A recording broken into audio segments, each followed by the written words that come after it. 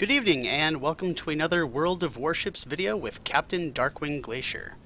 In this battle I am featuring a ship I have not featured yet before, which is the Tier 8 Japanese destroyer, the Akizuki. Now I have to admit that the Akizuki is a ship that I took a while to get used to. Of course I was excited to use the rapid firing guns, but I needed a lot of adjustment time to get used to the fact that this ship is not exactly a speed demon. It is not a torpedo boat by any means, even though it's Japanese. And also, it kind of maneuvers like a beached whale. So yeah, what I found out often is that I would be a little bit too eager to fire the guns, and I would either be spotted by the enemy right away and before I could accelerate out of there, because it doesn't accelerate very quickly at all, I got shot to pieces. And often I would use smoke to try to cover my escape, but the ship just was so darn slow, it didn't help me that much, or I would get radared and so on. So I kind of had to relearn some of the old methods of driving one of these things, comparable to the lower tier or mid-tier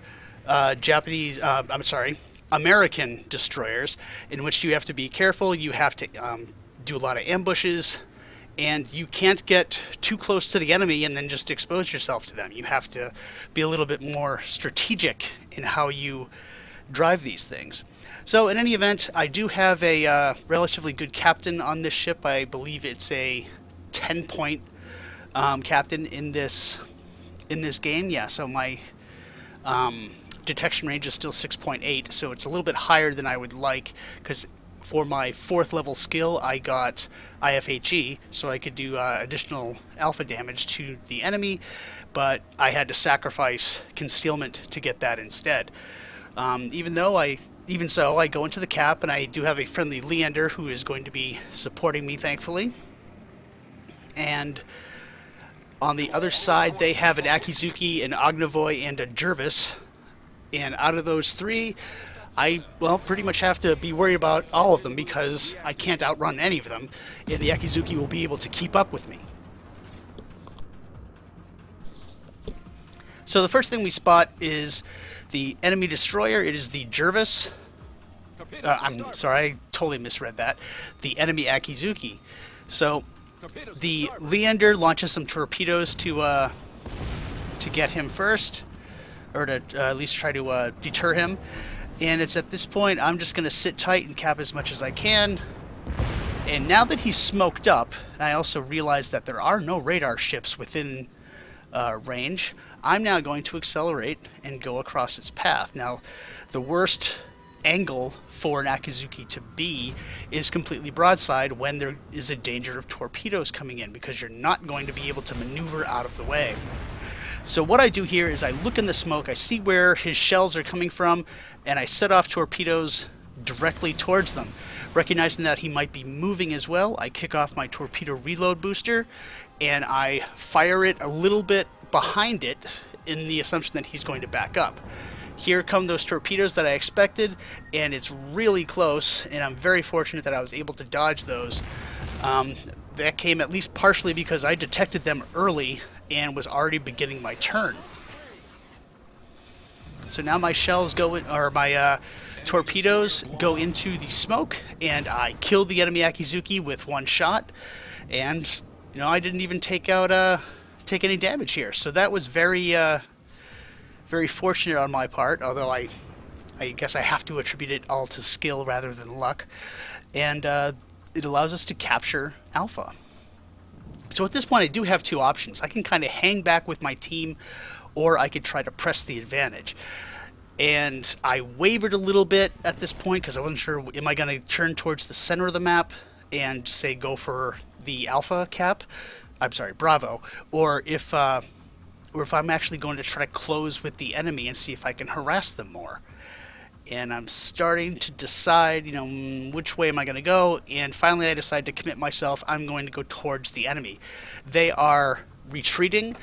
They're not going to be able to take this cap, so my team does still need my scouting ability. I can't just go, out and go hunting. and leaving them out to dry. So at this point, there is no radar ship. They do have a couple ships that have hydro, but as long as I stay several kilometers away, I'll be fine. If I'm out of detection range visually, I'm going to be out of hydro range. Of course, I do get detected now by enemy fighters. But at this point, most of the enemy ships are still firing south, going after the rest of my teammates, except for the one that just fired at me now from the Graf Spee. But I just have to wait for the enemy fighters to get out of the way, and I'm no longer detected, and I immediately begin my turn to starboard, trying to keep that enemy fighters out of my detection range. So I'm hugging the island and going forth, praying for this thing to move faster than it is, because it's essentially the speed of a cruiser at this tier rather than a destroyer. The enemy Graf Spee over there is within torpedo range, so I'm considering firing on him. And it's at this point I realize I've made a clean pass-through of these guys, and I can just go right to Cap Bravo if I want to. Looks like the Graf Spee fired some area denial torpedoes, which I fortunately detect and am able to evade. Now this Graf Spee is heading in my direction. Whether or not, I suspect I am located, so it's likely that he or one of his teammates has RPF and is alerting their teammates that there is a ship in this direction. So they know that there's somebody here. They can probably guess that it's me, and that I am going for Cap Bravo at this point. So the Graf Spee who is tailing me is tailing me. He's not just moving in this direction for some other reason. So I launched my torpedoes, used my reload booster again to go after him. And it's at this point where I realize, we have Cap Alpha, we have Cap Charlie, but we are behind on points because the enemy has Cap Bravo, which hopefully I will be able to capture now. And they also have completely dominated at Cap Delta, forcing our two ships to flee the area. Fortunately, one of my torpedoes hits, and I damage the Graf Spee, bring him down to a little bit over 50%, and now I'm in the cap. So I've pretty much given away my position now. They know I'm in here. The Graf Spee is going to do his best to chase me down, but he is beginning to angle away from my allies that are south of Alpha, and he just takes a big chunk taken out of him. So now I realize this is the time to pop smoke and to finish him off with my guns. One thing I do have to say is that I had, in fleeing this Graf Spee from the beginning, all I did was launch my torpedoes. So for me, that's showing a lot of good fire discipline, because I would have just been, maybe, I don't know, a couple weeks ago, I would have just opened up with my guns and tried to whittle him down, even as he's tailing me, when I could have just evaded detection. So my patience here pays off, because I'm able to use the smoke and finish him off rather than, inviting him to shoot me with his 11-inch guns and, probably severely damage me, because this ship isn't well known for its jinking ability. It's clear that the Graf Spee fired some more torpedoes in this direction, but they're, come nowhere near me. There are friendly fighters over here trying to give me some air support, so I enable my AA to try to give what support I can. In real life, the Akizuki had upgraded anti-aircraft, but the game version is not quite so good, so I do manage to shoot a plane down, but I'm not going to be contributing all that much to my allied aircraft, but I will still do what I can. I mean, it's like I'm detected anyway, so I might as well continue to try to support him. There are now enemy torpedo bombers coming my way, so clearly the enemy carrier is threatened by me, or at least wants to try to get rid of me before I either get too close to him or continue to rampage behind their lines. Fortunately, his bomb spread is ineffective. I am able to dodge his torpedoes and the shells that just came, off my starboard side. And now the enemy aircraft are leaving the area.